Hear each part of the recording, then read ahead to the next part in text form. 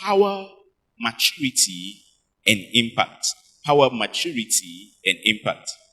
Psalm 8 and verse 4 says, "What is man that you are mindful of him, and the Son of Man that you visit him? For you have made him a little lower than the angels, and you have crowned him with glory and honor." Here the psalmist is amazed and he's asking a question. He's saying, what is man that you are mindful of man? Or the Son of Man that you visit him?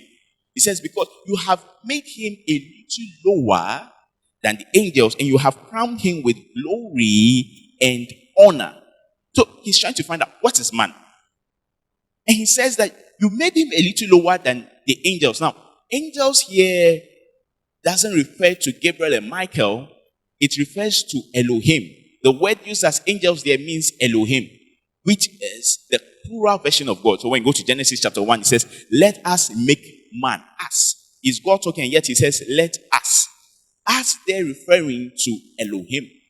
He says, "Let us make man in our own image." So he's saying, what is man? Yet, God did not make the angels lower, a little lower than himself.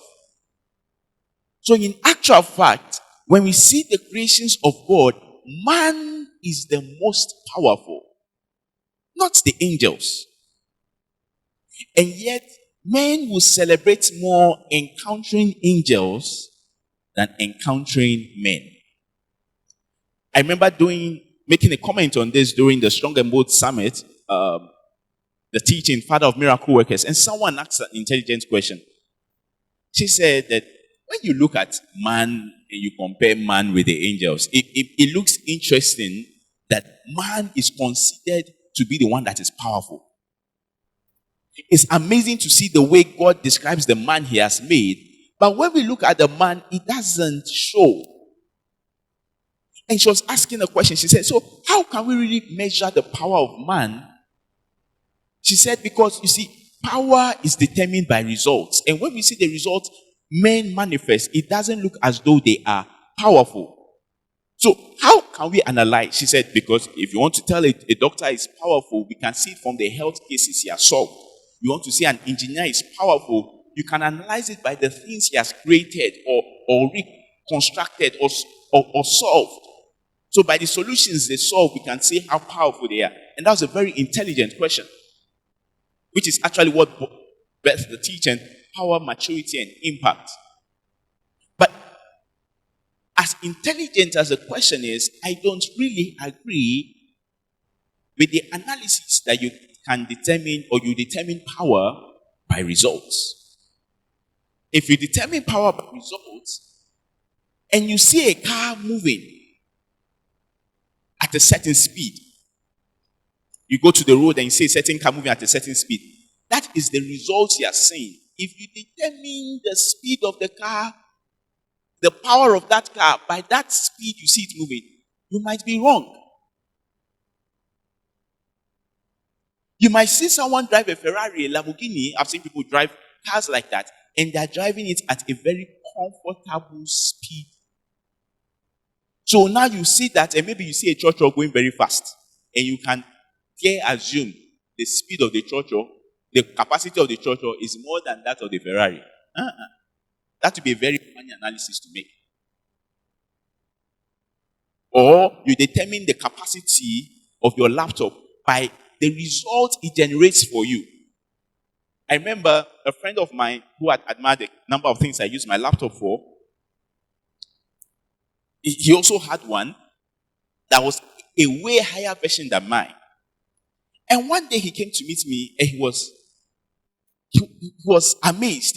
He said, do you know that my laptop can do the same things your laptop does? And I was shocked. Why was I shocked? I was shocked because I expected he should have known. He said a friend of his came and told him, I want to borrow your laptop to do some editings. And he was surprised. I've seen Dela do the same thing with his. So all this while, he limited what his laptop could do by the result he had been generating with it. So you can't determine the power of a thing by its results. So how then do you determine the power of a thing? You determine the power of the thing by revelation. By revelation. Revelation, I'll simply define it as information from the source. Information from the source. So how can you tell that car, what is the speed range of the car? The engine capacity? No, the manufacturer puts the information there. When you enter the car, you might see it on the speed gauge and now know that, oh, okay, actually this car moves at 300 kilometers per hour. This one moves at 240 kilometers per hour. How do you know? Not by judging the speed in which it has been moving by the person driving it, but by the information from the source. So how do you determine how powerful God has made you? How do you determine how powerful God has made the people He has given you? You don't determine by the results they generate. You determine it by the information you get from the source.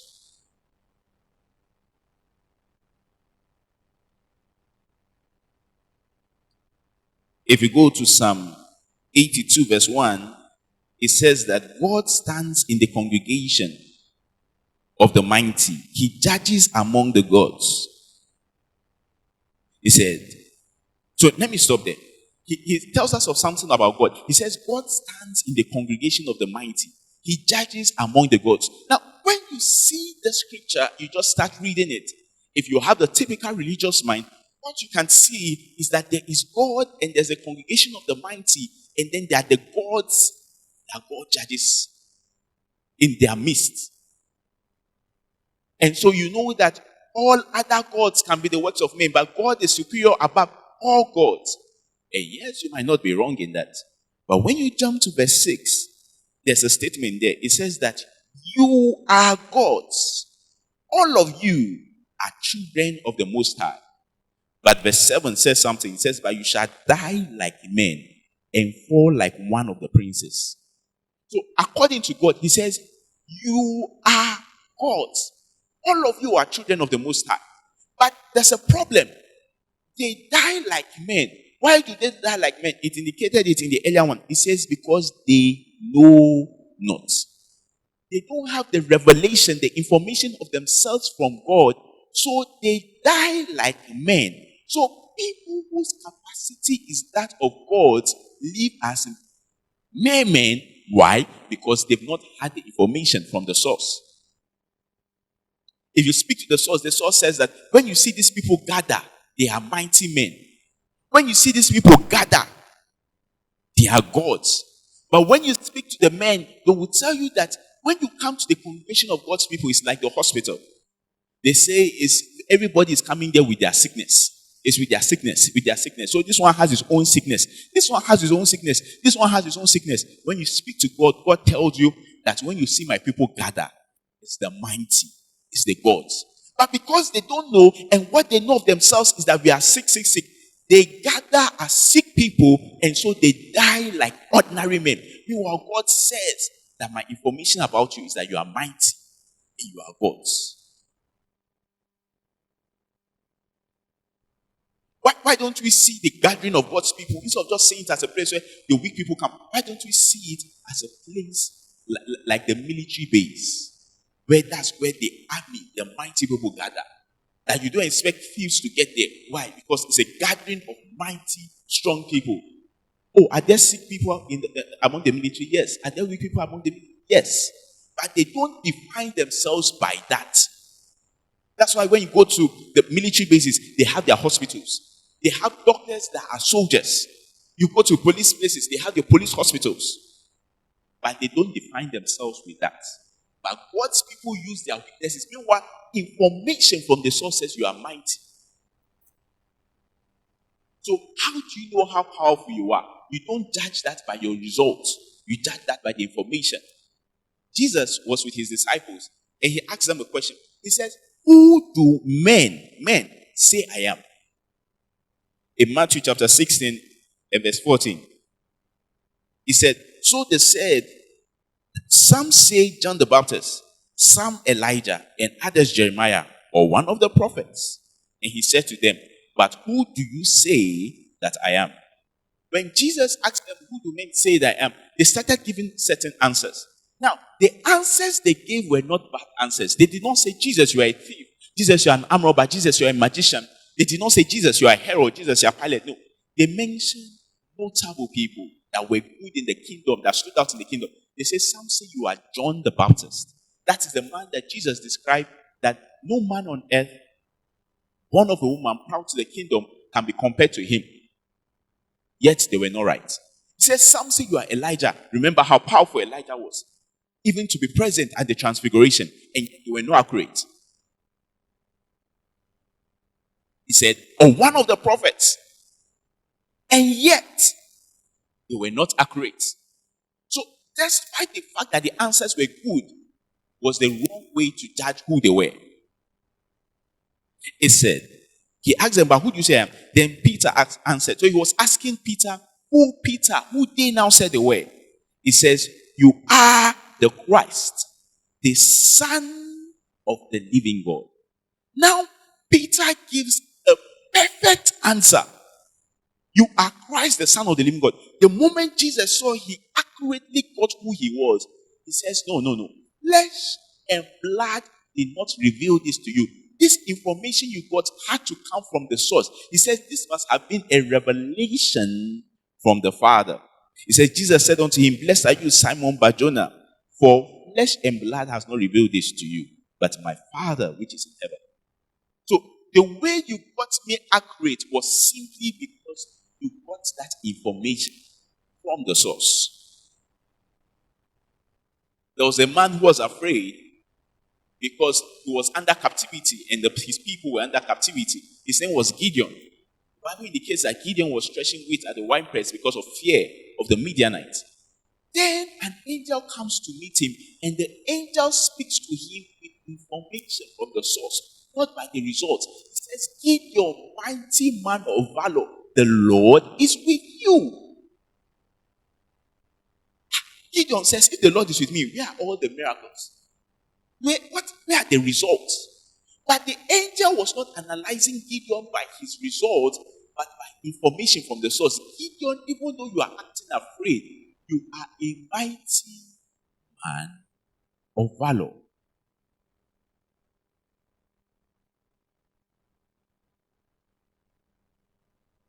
Jacob, given an identity by men as a deceiver. And this guy lived his life with that definition by men until he met an angel who came with an information that did not come from men. He says, you are a prince with God. So if you want to analyze how powerful a thing is, a person is, you must get that information from the source. If you want to analyze how powerful the people God has brought your way are, analyze them from the revelation God has brought your way. Don't just judge people by the results you see around them. No, get information from the source. Father, who are these people you have given me? Who are these friends you have blessed me with? Get that revelation from the source. I remember some years back, my mom started a project. My mom of blessed memory started a project. And she called the project Dunamis Club. And one of the things she did was that she looked for people who couldn't take care of themselves. Young children who their parents couldn't fed for, people you want to consider as being less privileged. And she brought in these people to build them up. One powerful thing I like about the name that was given to them was called Dunamis. Amazing power. She did not bring these people and look for a name that matched their results. Gave them a name that matched power. Now, if you look at those people then and you look at them now, some of them then immense training them in certain ways, certain character flaws and everything. But today, when I see the same people, there are some of the things I'm able to do, and it's because I have some of them by me. These are no longer people that were just causing wahala. These are now mighty men generating results. Imagine defining them by their present situations, by the results they were generating. You have missed the power that was available to you.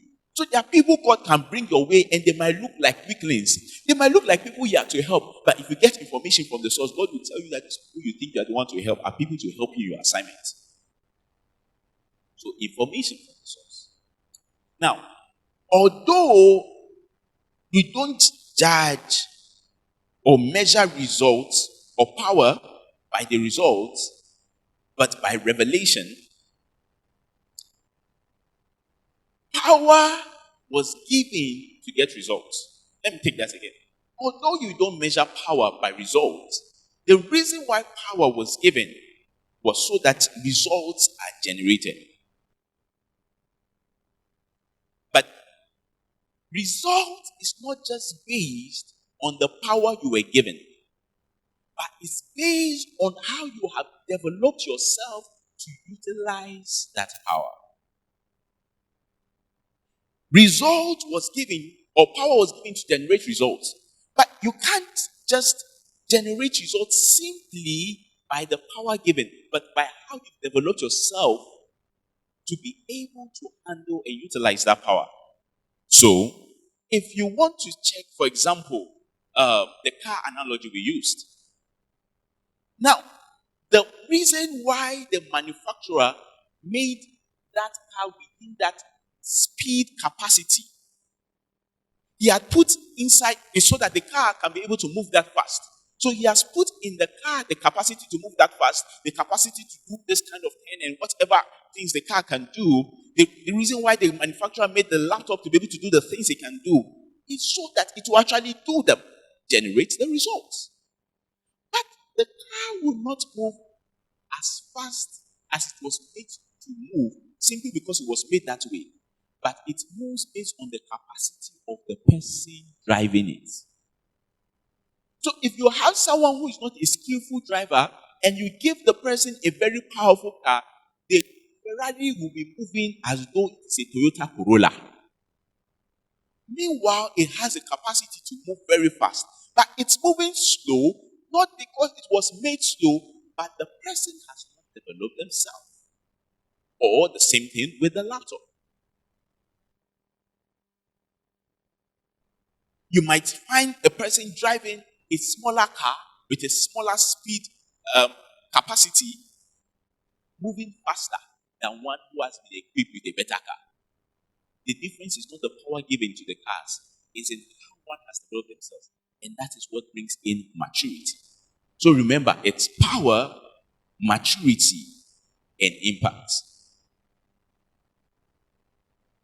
So basically, maturity is how you have developed yourself to handle the power God has given you. How you have developed yourself to maximize that power God has given you. That is maturity. Galatians chapter 4 verse 1 says, "Now I say that the heir, as long as he is a child, does not differ at all from a slave, though he is master of all, but is under guidance and steward until the time appointed by the Father." So he is the heir. It means his capacity is to control everything. He has been given everything. That's him.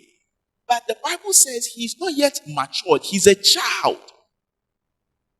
Yet he's the one that has everything.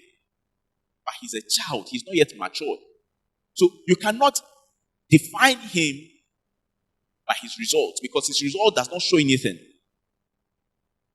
He's not in control of anything because he's a child. But yet this child is the heir. So he has everything. But although he has everything, you will not find everything with him because he has not matured himself. So the one who is in charge of everything is put under the cares of other people, because although he's in charge of everything or owns everything, he has not matured himself to be able to handle everything. So he's put under people who are on lower capacity than him until the time appointed of the Father. What is that time? His time of maturity. So there are things God has empowered you to handle, but you have not matured yourself to that capacity yet. So here you are, someone who God has anointed to heal the sick. You are at the mercy of people praying for your healing because you have matured yourself in what God has anointed you to do. Here you are having the capacity to take care of thousands of people, but you have not yet matured yourself. And so you are to feed thousands are in the mercy of the handouts from people. Because you have not yet matured yourself, developed yourself to what God has given you. Here you are who should have the ability to instruct angels and command spiritual beings. But you can't do that because you have not developed yourself. And so when you see the ministering spirits, they look as though they are more powerful. No, because you have not yet gotten to maturity.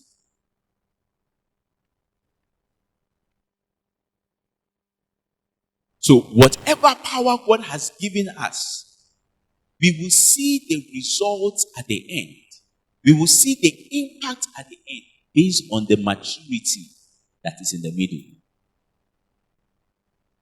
The result we'll see at the end is not because of the power at the beginning, but because of the maturity in the middle. How you have developed yourself. Daniel 11:32 indicates that the people that do know their God, they are strong and they do exploits. So it's not just the people of God, it's the people that know knowledge. So when you encounter God, one of the things God tries to do with you is to teach you, is to build you up. Every time we gather in any of our meetings as strong people, one of the things God tries to do is to expose his mind to us. Why? To mature us to be able to handle the power. If not, we will have princes who are trekking as beggars, and then the beggars rather riding as horses. What a shame. But it's because you have princes who are ignorant, who have not matured themselves. So grow in your knowledge of Christ. Grow in your knowledge of God. As we behold him, we are changed from glory to glory. Behold him, get information about who God has made you, not from yourself, but from the source, and grow in that knowledge. And then we'll be able to see that the powerful person God made at the beginning is the powerful person we are seeing at the end. Why? Because this powerful person God made at the beginning matured themselves in that power, and now we can see the results and, of course, glorify our Father who is in heaven. So here is the burden you should live with. Live with that burden today of discovering, Father, I need information from you. I need a revelation from you on myself. You know, when people give birth to children, they name them based on what they can analyze. Some people give birth to a child, and what they know is this powerful man of God, is this powerful businessman, is this kind family member, is this wealthy person. And so they name the child based on that. And it looks okay because it's coming from a nice place. But you see, that identity given you might be a limitation actually to who really you are. So you might need to ask the source information. Yes, I was named after this powerful man of God, but you see, you may not realize that actually your power might supersede that, not in the sense of competition, but in the terms of purpose. But yes, I've been given this identity by men, but Father, I need revelation from you. Desire that and manifest that.